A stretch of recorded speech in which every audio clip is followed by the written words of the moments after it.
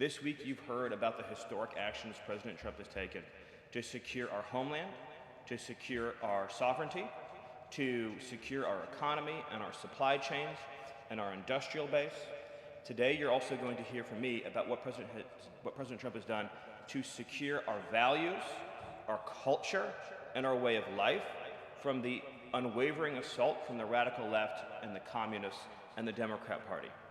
One of the most significant crises that President Trump inherited upon taking office was the wave of racial discrimination, so-called diversity, equity, and inclusion policies that have taken over both public sector and private sector entities all across the United States of America. Perhaps the most dramatic example of this is that our air traffic controllers were being hired and promoted based on race and gender, not their ability to conduct our nation's air traffic. I would estimate that probably 90% of Americans would agree with the statement that airline safety should be based on your ability to keep, airline safety jobs should be based on your ability to keep planes landing and taking off and flying safely, not on what demographic box you check. President Trump has ended across the entire federal government all hiring, recruiting, retention, promotion, and training based on race and sex. This includes in our law enforcement agencies. So again, when we took office, even in sensitive law enforcement, national security, and intelligence agencies, we were hiring individuals not on their ability to carry a weapon, not on their ability to keep Americans safe, not on their ability to conduct sensitive intelligence operations, but based upon race and sex. And obviously, that is unacceptable. It's going to be merit-based across the whole federal government. But this wasn't just the federal government. This was the private sector, and this was also, of course, our entire university and education system. So President Trump's Department of Justice, working with other departments and agencies, have made clear that this administration is going to fully enforce Title VI, Title VII, and Title IX of our federal civil rights code. Discrimination based on race and sex is prohibited by law, and this administration will vigorously enforce that. And companies, small or large, that violate plain text of federal statutes will face appropriate financial and other penalties. This administration is not going to let our society devolve into communist, woke, DEI strangulation. We are going to have a system of merit, which is not just a social and cultural issue, it's an economic issue. When you hire, retain, and recruit based on merit, as President Trump has directed, you advance innovation, you advance growth, you advance investment, you advance job creation, you create the best and safest product for all Americans. When a citizen goes to, say, a hospital in a medical emergency, they don't care what race or sex their doctor or their nurse is. They want the best treatment they can get in that emergency. When they're flying a plane or when they're on an aircraft, they want that pilot to be the best pilot, the safest pilot, not caring what that pilot's race or sex is. This applies across the whole government. In particular, looking at our university system, this administration has opened investigations into universities across the country for violating, we talk a lot about Supreme Court rulings, universities across this country are in plain and direct violation of the Supreme Court's ruling that affirmative action, as in racial quotas and set-asides, are illegal. Students must be admitted to universities on a color-blind basis. But we have demonstrated through clear evidence that our university system, including our medical schools, and perhaps particularly our medical schools, are engaging in race-based discrimination, racial set-asides, racial quota schemes, and other efforts to evade the Supreme Court's ruling, and again, the plain text of federal statute. So universities are on notice, and universities are already facing the financial consequences of their noncompliance with federal law. The clearest example that we're all familiar with, of course, being Harvard, which is engaged in repeat, systemic, and sustained violations of federal civil rights law. Another area of civil rights law that we talk about a lot, of course, is Title IX, sex-based discrimination. And this administration ended the Biden administration's policy and the Democrat Party's policy of allowing men into women's sports, men into women's spaces, we are using every single legal and financial tool we have at President Trump's direction to make it clear that schools and universities are and will lose federal funds, as you've seen in Maine, if you allow men to invade women's sports and women's spaces. And this applies to our whole K-12 system. The Department of Justice is also coordinated with state and local law enforcement to fight child abuse in our school systems.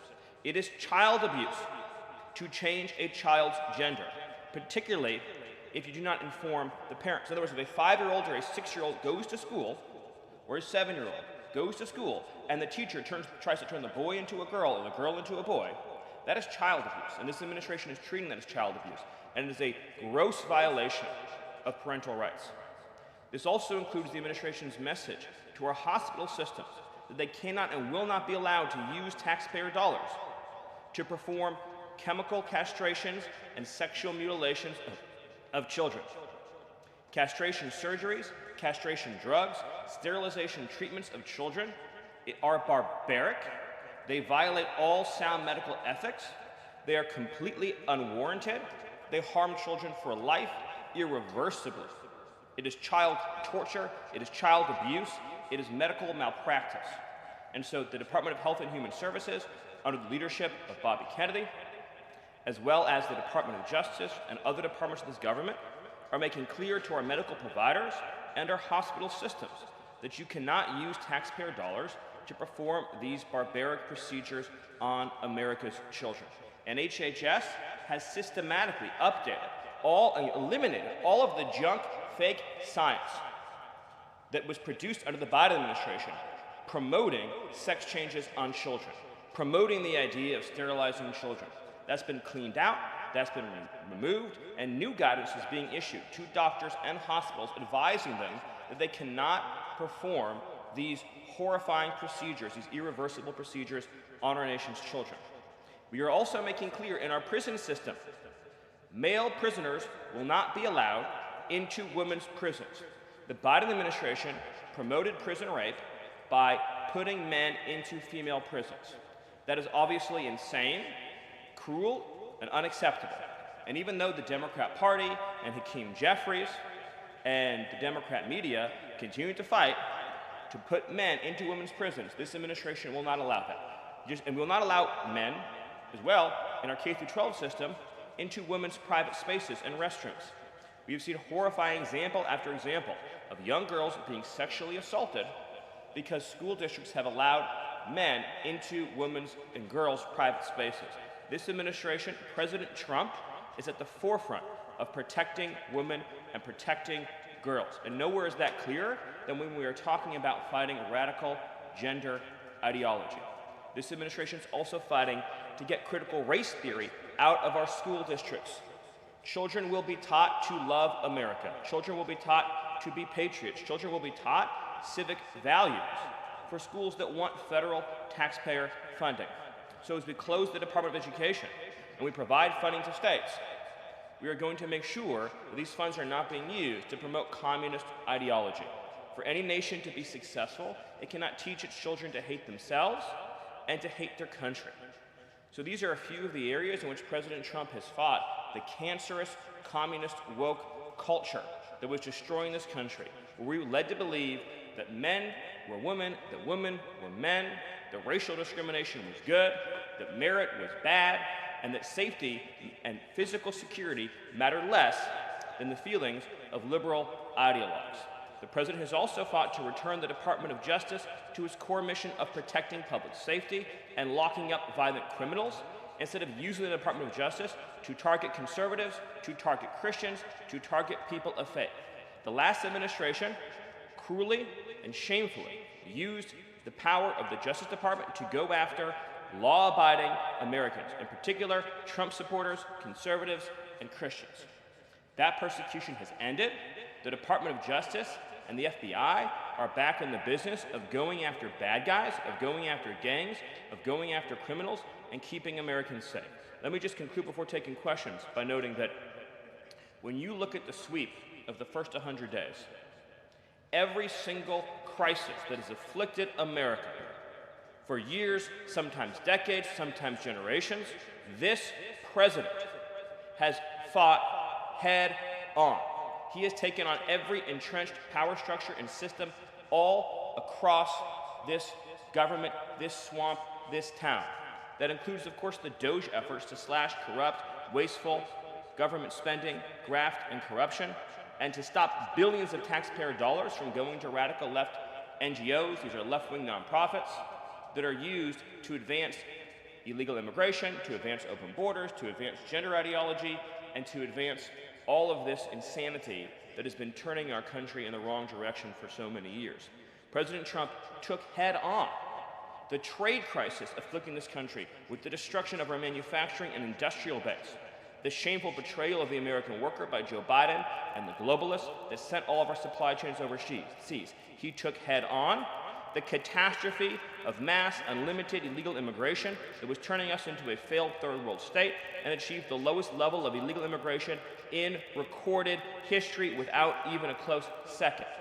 He took on the economic crisis afflicting this country by reopening American energy, by defeating inflation, by lowering gas prices, by ending the onslaught and reversing the onslaught of federal regulation, by reopening coal, shale, oil, natural gas, and fighting now for the largest tax cut and reform, and the largest deregulation reform, and the largest energy reform in American history. These are just some of the things that have ushered in the new golden age, along with his fight to restore the peace that we had for 4 years under the previous administration before Joe Biden sunk this planet into bloodshed and war in the Middle East, in Europe, and rising tensions in Asia. President Trump, in every area of conflict around the globe, has been fighting to restore peace, security, stability, harmony.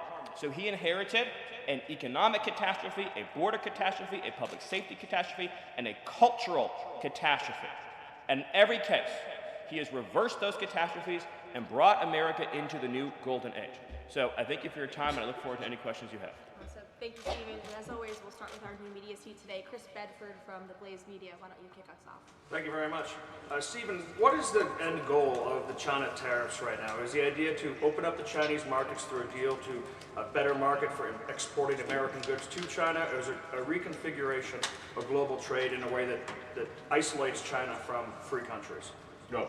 So China is a unique situation. Obviously, the president has talked at length about what happened to us economically since China's entrance into the World Trade Organization and the trillions and trillions of dollars of trade deficits that we've racked up with China over the period of that time, and what that's meant for our national security, what that's meant for economic security, what that's meant for our supply chains. Obviously, right now, the Secretary of the Treasury is in the process of developing a plan that will answer the questions that you're talking about, but the president's goals have been very clear on these points, which is that he is not going to allow China to continue to steal our intellectual property, to continue to illegally dump and subsidize their goods in our markets, to manipulate their currency, to rack up an unsustainable trade deficit. We need to have a trade relationship with China that does not do harm to our nation's economic and national security.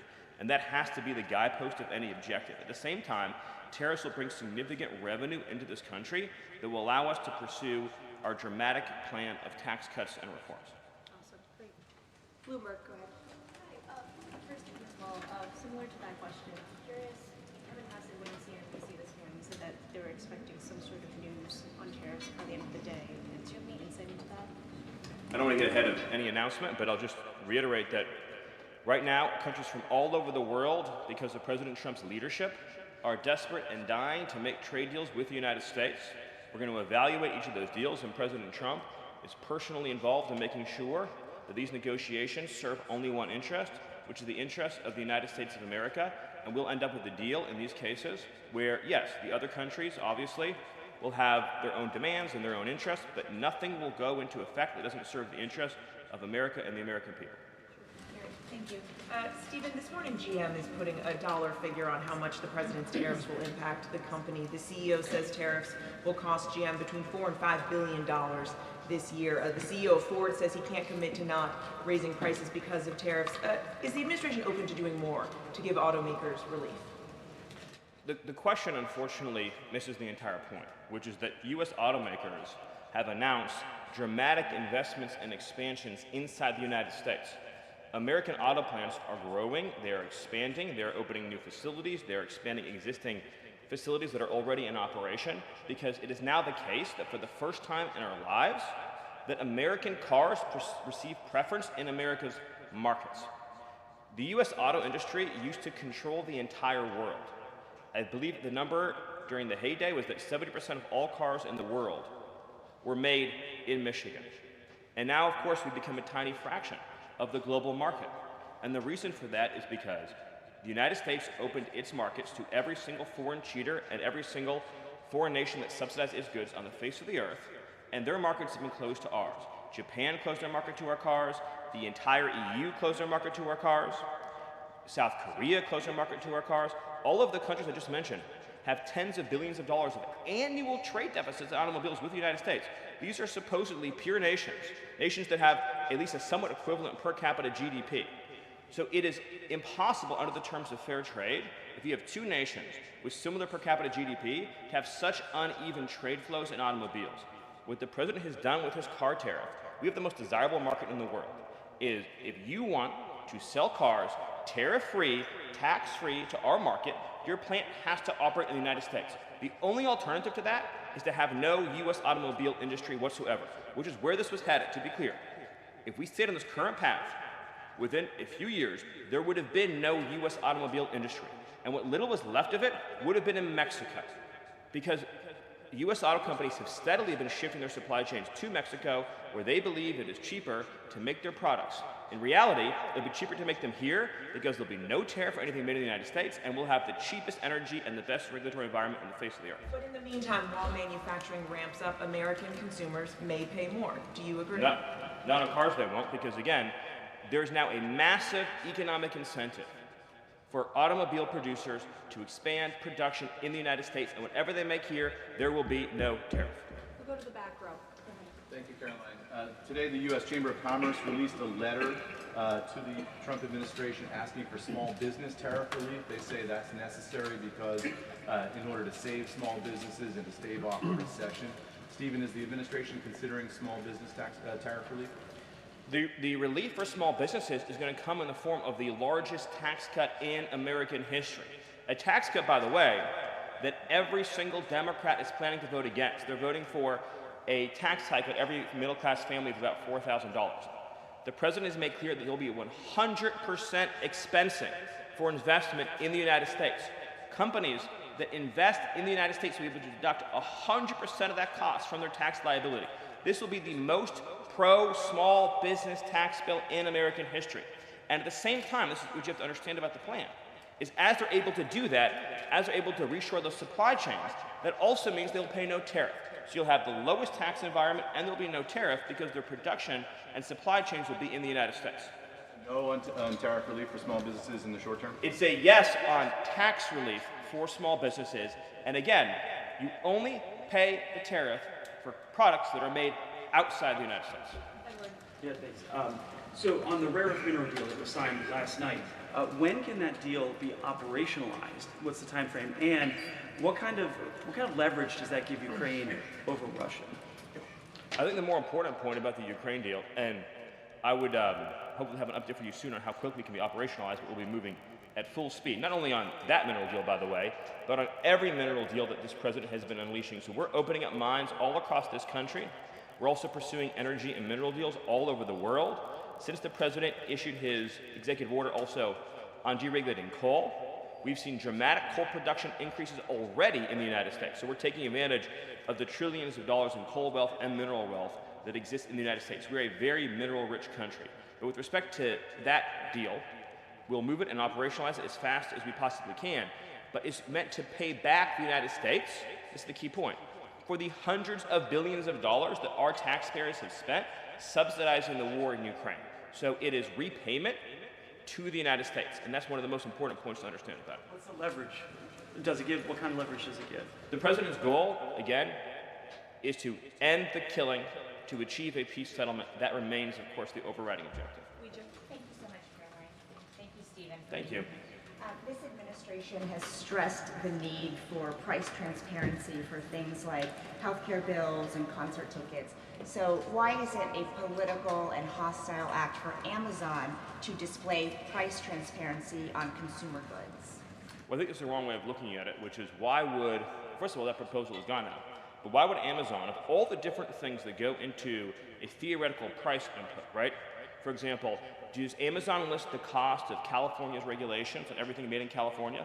Anything you make in California, you have a massive price increase because of the healthcare regulations that are unworkable in that state, because of the labor regulations that are unworkable in that state, because of the subsidies that go to illegal aliens in that state, because of all the bureaucracy. So anything being produced in California has a massive built-in price hike.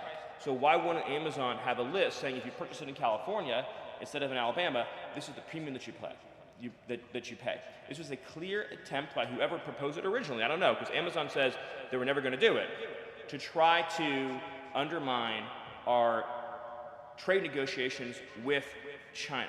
I'll make another important point in this, which is that there's been many complaints about the fact that there are a lot of products that are sold on Amazon that are actually rip-offs of American products that are then stolen by China, and then they take our IP and they put them into products and try to undersell our manufacturer. So to the extent that we are engaged in labeling issues on Amazon, I would say that would be the most significant one to fix, is making sure we're not undercutting American consumers. And one on Abrego Garcia, please. The administration is reportedly inquiring about his return. Is that to check a box for compliance, or does President Trump want him back on U.S. soil, or both? So, as Secretary Rubio said yesterday in the cabinet meeting, this administration is not going to publicly discuss the inside details of our foreign policy and negotiations with a foreign country. And in particular, we are not going to allow a district court judge to try to become the Secretary of State. Secretary Rubio is the one who, under his leadership and direction at the State Department, is managing the day-to-day relationship with El Salvador. Let's just take a moment, number one, to express our gratitude to El Salvador for agreeing to take some of the most dangerous terrorists off of America's streets and to put them into a safe environment where they cannot continue to engage in acts of terrorism or coordination with the Maduro regime. You may have seen recently an FBI assessment that was unclassified that said that the Maduro regime is using and planning to use trained Aragua terrorists to carry out assassination plots on American soil. Now, very few in this room covered that. I'll let you all ask yourselves why you didn't cover it and why your editors didn't assign that story to you. Something I think you should think about on your own. But this is a earth-shattering piece of news. The Biden administration imported the terrorist army that our own FBI assesses is planning assassination strikes on American soil against critics of the Maduro regime. Those are the terrorists that President Trump is finding and apprehending that our Democrat judges and Democrat activists are trying to keep on U.S. soil. Tren de Aragua has the same legal status as Al-Qaeda and ISIS. MS-13 has the same legal status as Al-Qaeda and ISIS. These are foreign terrorists operating on our soil. And our gratitude to El Salvador for agreeing to take custody of these terrorists is immense. With respect to the case that you mentioned, there's now even been more evidence that has been made public of this person's violent, repeated threats and assaults against his spouse, someone who had repeated, documented human trafficking and human smuggling offenses, somebody that has extensively documented membership in MS-13, a terrorist organization, and of course he had MS-13 tattooed on his knuckles. This is a person that was a clear and present danger to the safety of the American people. And it is a sad reflection on the state of our media and many of the outlets represented in this room that you obsessively try to shill for this MS-13 terrorist while no coverage occurred in your papers about any of the Americans that were raped and tortured and murdered by the illegals that Biden was importing into our country. You know, you talk about due process. The Biden administration made the decision to give extensive due process to two Tren de Aragua terrorists that were apprehended at the border just a couple years ago. They were two gentlemen, they were from Venezuela, they were members of Tren de Aragua. The Biden administration Border Patrol apprehended them and made the decision to provide them with extensive due process, put them onto a program known as supervised release, and put them on ankle monitors so that they could go through a lengthy, legal, judicial determination as to whether these legal aliens who had just set foot on U.S. soil might want to live in the United States for the rest of their lives. What was the result of that decision? What was the result of that choice that was made? Those two men kidnapped a young girl named Jocelyn Ungary from her family. They beat her, they sexually assaulted her, they tortured her, they stripped her, they murdered her, and they dumped her body. That is what the Biden administration's policy was. Most of your papers never covered her story when it happened. To the extent that you covered it at all, it was because President Trump forced you to cover it by highlighting it repeatedly over and over again. He had to shame you into covering it. And each and every one of you that sides over and over again with these MS-13 terrorists, to the extent that you have the financial means to do so, you all choose to live in condos or homes or houses as far away from these kinds of gangbangers as you possibly can. If I offered any one of you a rent-free home with no taxes to pay in any of these gang neighborhoods, and I said your neighbors are MS-13 terrorists or Mexican mafia or Sinaloa cartel or Tren de Aragua, I couldn't pay you to live there. But yet you, with your coverage, are trying to force innocent Americans to have these people as their neighbors, and that one day their daughter may be abducted from their home and raped and murdered. So you're not going to get an ounce of sympathy from this administration or President Trump for the terrorists who invaded our homes and our country. Awesome. Thank you. Peter, we'll take a couple more questions. A couple questions on DOGE, of course, because that's the topic that you're here to speak about, but I want to ask you one other question about the topic of prices. We heard from the president on this just yesterday, right now, on prices and the risk that there could be some short-term, as he said, shortages. He was referring specifically to dolls. What do you tell Americans right now, Stephen, who say they can't afford to, in the president's words, be patient? Americans who voted for President Trump on his promise that he would lower prices across the board on day one. But he did lower prices across the board on day one. Grocery prices last month went up 0.4%, of course. So I mean, just across the board, not exclusively right. eggs. Inflation, as you would acknowledge, is down substantially. Gas prices are down substantially. The new GDP report showed a 22% record increase in investment in the United States of America.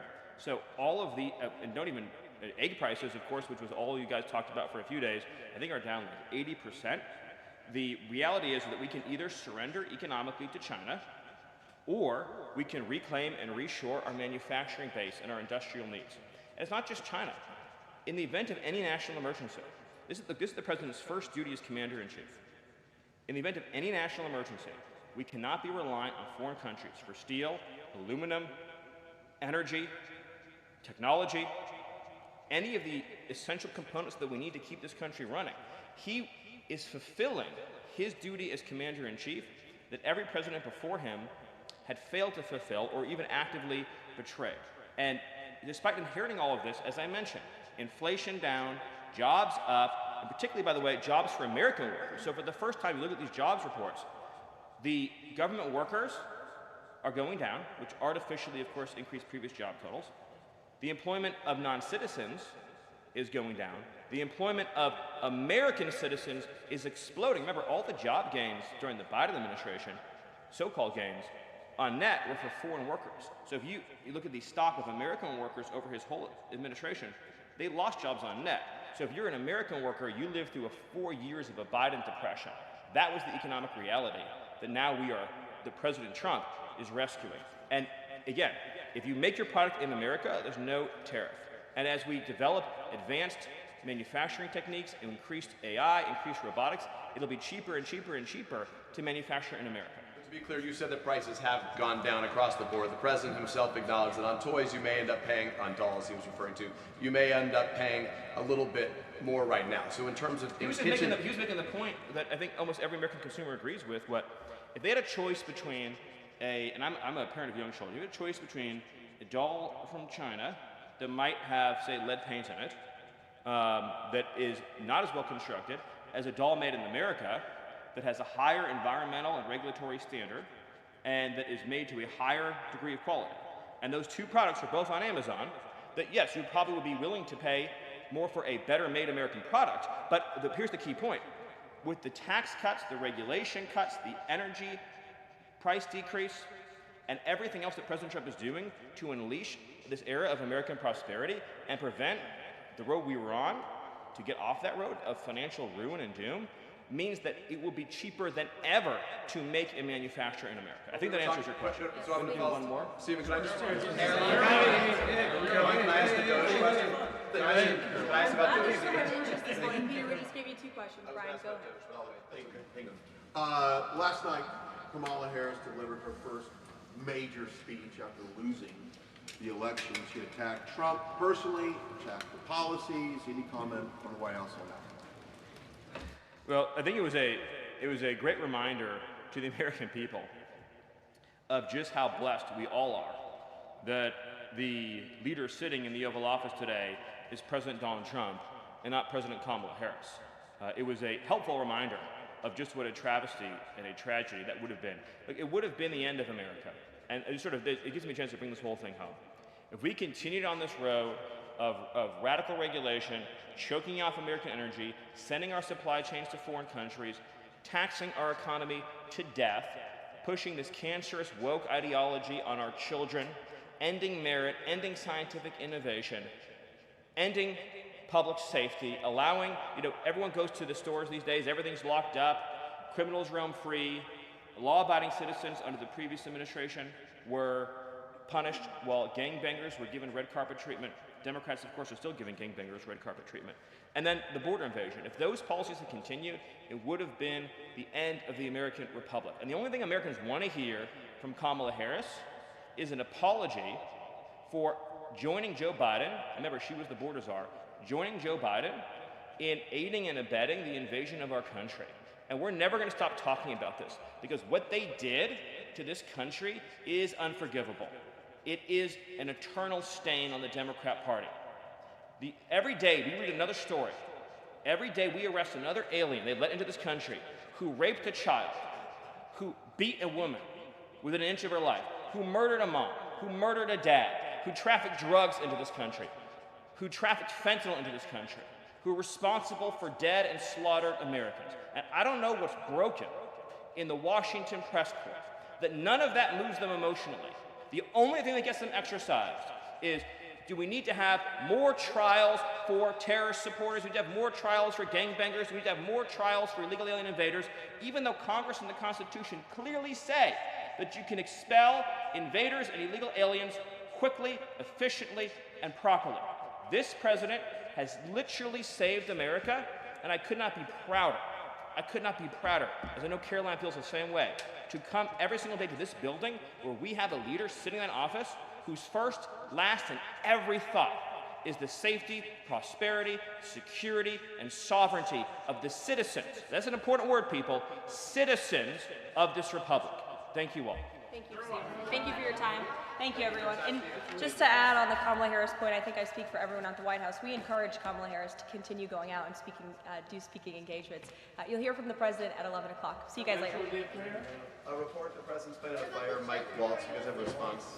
Why haven't you nominated a single judge?